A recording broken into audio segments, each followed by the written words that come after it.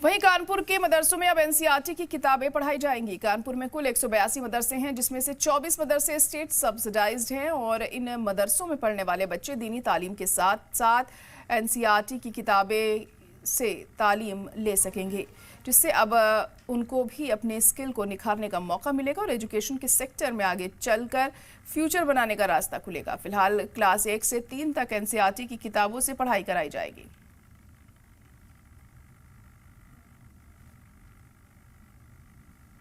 वर्ष 2023-24 से बेसिक शिक्षा परिषद की भांति मदरसा शिक्षा परिषद द्वारा एससीईआरटी के पाठ्यक्रम लागू किए गए थे।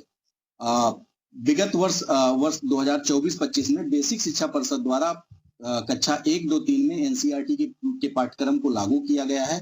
उसी क्रम में मदरसा शिक्षा परिषद द्वारा भी शैक्षिक सत्र 2025-26 से कक्षा 1, 2, 3 में एनसीईआरटी की पुस्तकें लागू की गई हैं और इसको चरणबद्ध तरीके से आगे की कक्षाओं में भी लागू किया जाएगा।